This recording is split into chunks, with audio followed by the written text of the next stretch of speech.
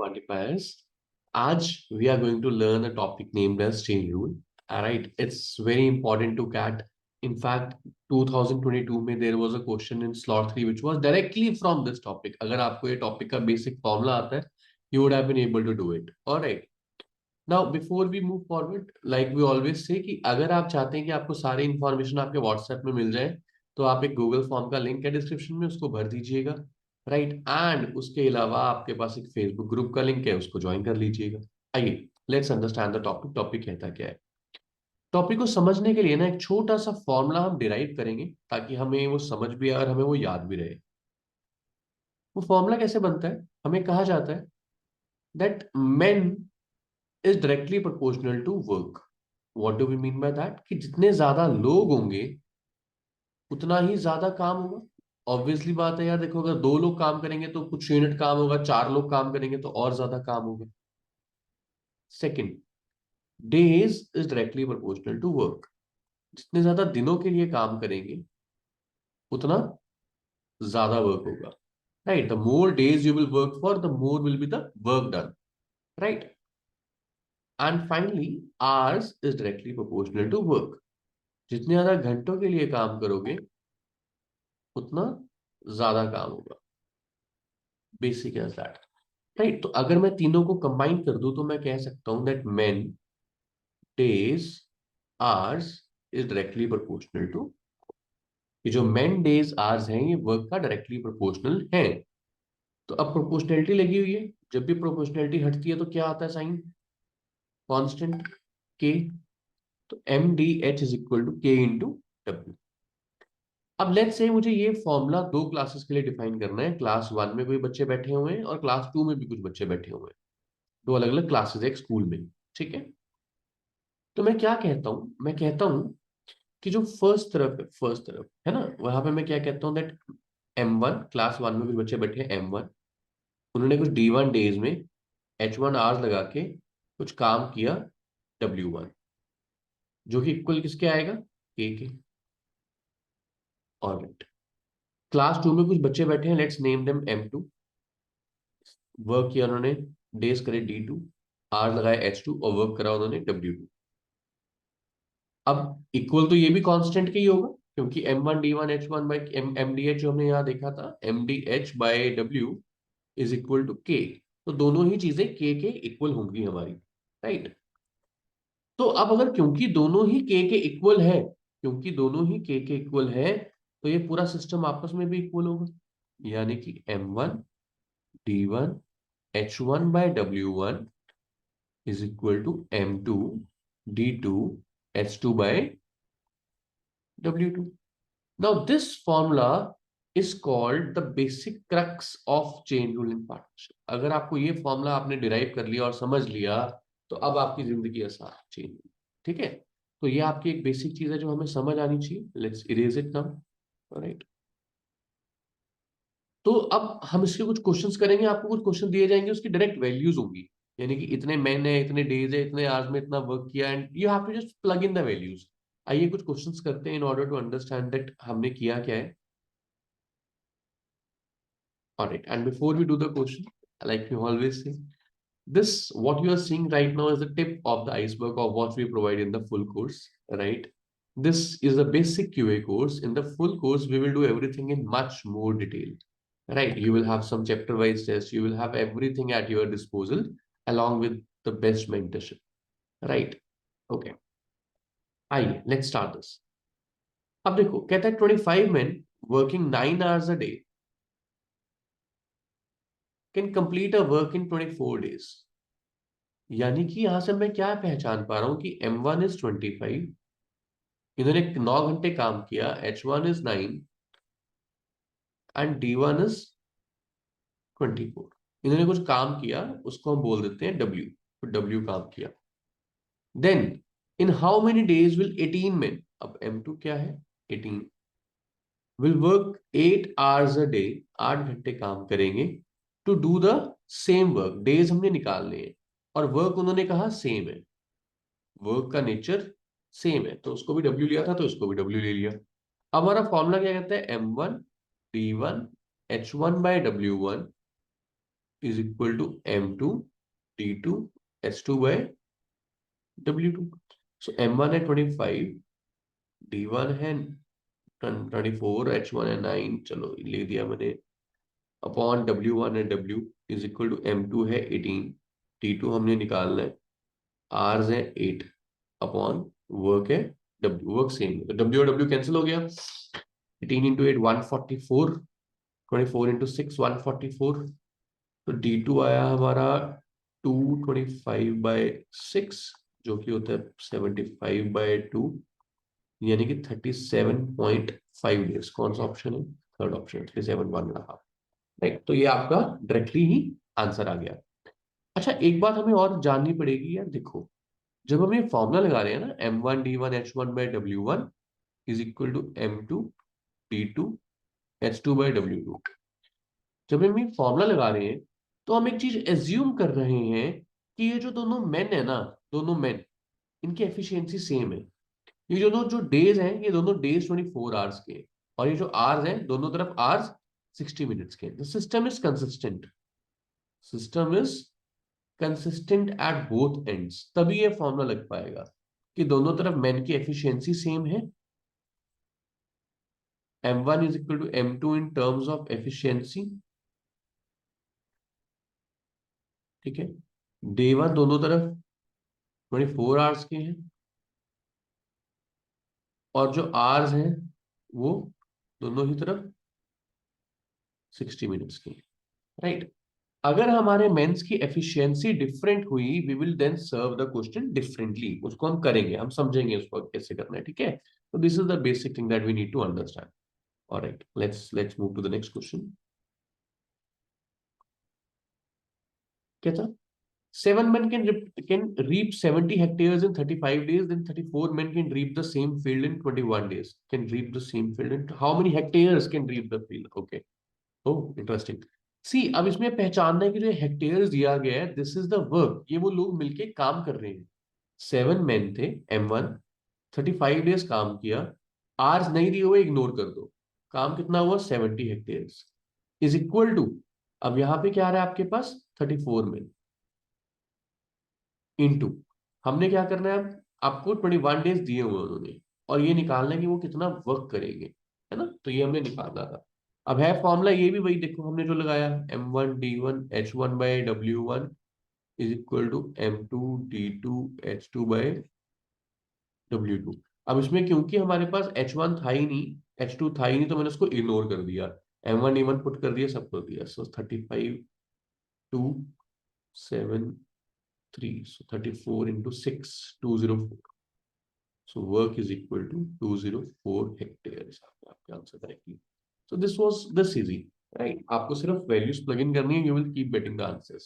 इसमें कोई different question types आते हैं, we will understand them, जैसे कि ये वाला है, ध्यान से पढ़ो क्वेश्चन को, क्या लिखे हैं।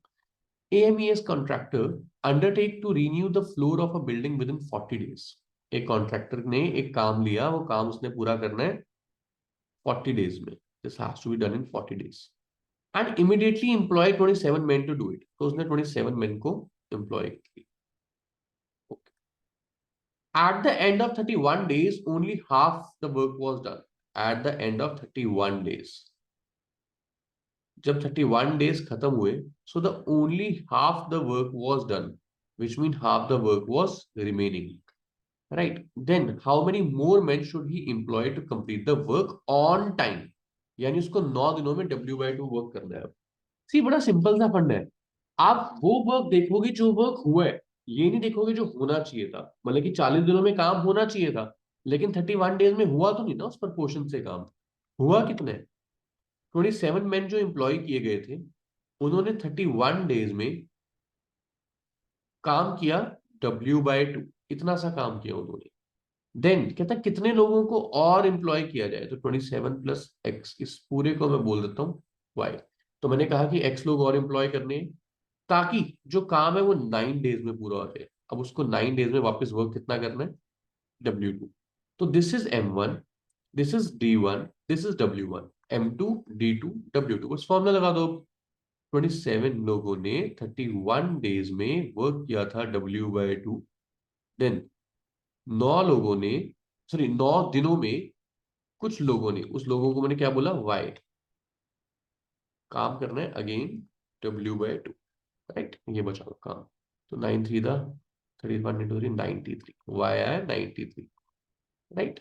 तो हमारे पास क्या था कि 27 + x is 93, x was the additional min, x will come out to be 66, right. तो x आया हमारे पास 66 min। तो ये हमारा डायरेक्टली आंसर आ गया।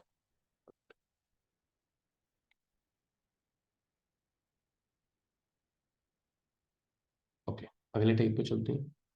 कहता 3600 men had provision for 59 days।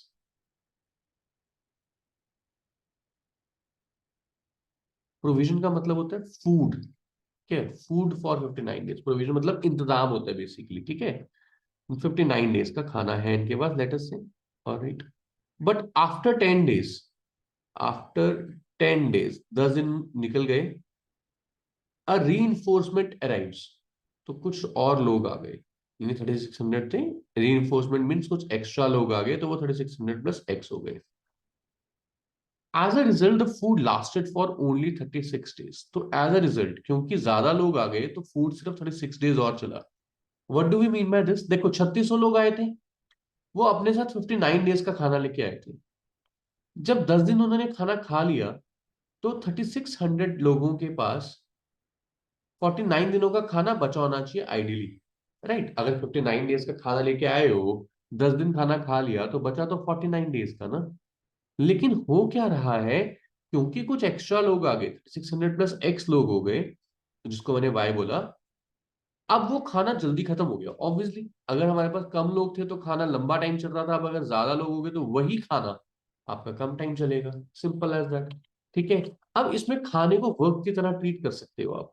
इसको देखो सीधा ऐसे भी लिख सकते हो कि 3600 लोगों ने जो खाना खाना था 49 डेज में, जो फूड था वो आपका टोटल वर्क के बराबर है। जो 3600 लोगों ने 49 डेज में खाना बचा हुआ खाना था, वही खाना 3600 + x यानी कि y लोगों ने 36 डेज में खा लिया। तो यहां से भी आपके पास 3600 परफेक्ट कट ही गया, तो y आ गया 4900, ठीक है। तो जो कि था हमारा 3600 + x = 4900, x आ गया 1300, 1300 is the answer. Alright, so this is the basic thing that we got from here. Now, what also we need to understand, अगर आप इसको बाय चांस किसी को ये कंफ्यूजिंग लगे, तो आप इसको सोच सकते हो कि मैंने आपको बोला था कि फूड को आप ले सकते हो या वर्क को आप ले सकते हो मैन इंटू डेज, ये ले सकते हो। तो आपने क्या कहा कि 3600 लोगों के पास 59 डेज का टोटल फूड था,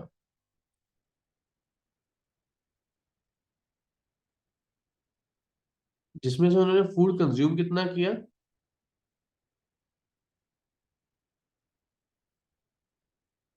3600 इंटू 10 डेज का कर लिया।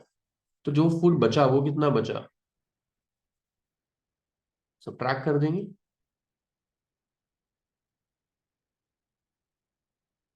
Now this is the food, this is the food. अब ये फूड खाने के लिए नए लोग आ गए, ये जो फूड है ये किसके इक्वल है, मैन इंटू डेज के। मैन हमें पता नहीं कितना है, लेकिन हमें पता है कि वो सिर्फ खत्म हो गया 36 डेज में। तो ये बात वही बन गई, ये इक्वेशन और ये इक्वेशन देखो दोनों बराबर है। तो अगर आपको ये बाय चांस ये थोड़ा सा कंफ्यूजिंग लगे तो आप इसको समझ सकते हो, but this is a good way of doing the question. Alright, I hope it is clear. आइए नेक्स्ट क्वेश्चन पे चलते हैं। आई होप आप इन सब क्वेश्चंस को पॉज कर रहे हो before watching the solution, right. कहता either 24 men or 36 women can reap a field in 40 days. So either 24 men or 36 women। देखो अब जब भी और वर्ड आता है ना, और रिप्रेजेंट्स द चॉइस, और रिप्रेजेंट्स द रिलेशनशिप, कि अगर 24 men जितना काम करते हैं उतना ही काम 36 women करती हैं, कितने डेज में, फील्ड को रीप करते हैं 40 डेज में। अब मैंने आपको जैसे कि बताया था कि यार जब भी हमारे पास फॉर्मूला लगता है M1 D1 H1/W1 = M2 T2 H2/W2, जब भी आप ये फॉर्मूला लगाते हो ना, तो मेंस की एफिशिएंसी सेम होती है। तो अगर आपको मेन वुमेन दिया हुआ तो आप उसको मिक्स नहीं कर सकते, क्योंकि अगर अगर तो हमें दिया हो इक्वल एफिशिएंसी अलग बात, अदरवाइज एफिशिएंसी डिफरेंट होगी तो कुछ रिलेशन दिया होगा, राइट। अभी हमें दिया कि 24 men or 36 women can reap a field in 40 days. Then 16 men and 16 women will reap the same field in with how many days? Days निकाल। सी यहाँ पे चॉइस थी, ये दोनों या तो ये काम करेगा या ये काम करेगा, तो 40 डेज में होगा। पर यहाँ पे दोनों इकट्ठे काम कर रहे हैं, तो पहली बात तो आप उसको 16 + 16 32 नहीं लिखोगे, वो गलत होगा। राइट, आप क्या करोगे, जो ये फर्स्ट इक्वेशन दिया है ना, इससे आप रिलेशन निकाल के इसको यहाँ यूटिलाइज करोगे। What do I mean by that? If 24 men is 36 women, then 1 man is equal to 36/24, that is nothing but 3/2 women.